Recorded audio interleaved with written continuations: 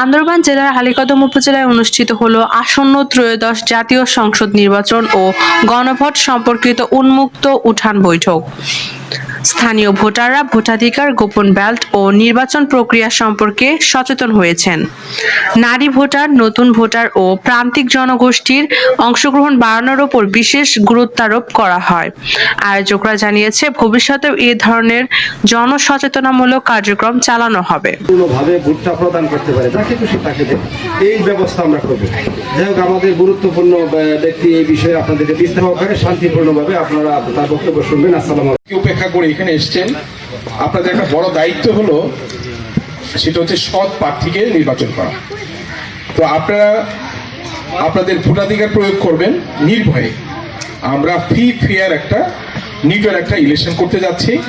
আপনারা পিছনে কোনো অতীতকে টেনে আনবেন না সামনে, দয়া করে পিছনের কথা বলে যান। আমরা যখন রাস্তা দিয়ে হাঁটি, আমরা কি পিছনের দিকে তাকাই না সামনে তাকাই? সামনে তাকাই। সামনে গর্ত আছে না সামনে বাঁকা আছে, কি আছে সেটা আমরা দেখি।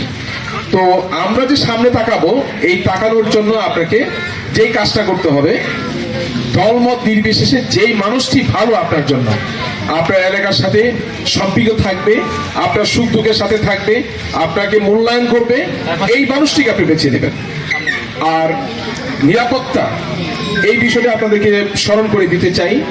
এখানে ভারপ্রাপ্ত কর্মকর্তা আছেন, আমাদের কনভেনশনাল ফোর্স, পাশাপাশি আমাদের আর্মস কিছু আনসার বাহিনী থাকবে, গ্রাম পুলিশ থাকবে, বিজিবি থাকবে, স্ট্রাইকিং ফোর্স থাকবে, আর্মি থাকবে, সকল ধরনের ফোর্স আমাদের থাকবে। এবং আমরা ডেভেলপ করবো এইভাবে যে ইলেকশনের আগে থেকে একটি চুলচেরা বিশ্লেষণ করে আমরা দেখবো যে কোথায় জায়গায় আমাদের নিরাপত্তার কোনো ঘাটতি আছে কিনা। সবার আগে আপনাদের নিরাপত্তা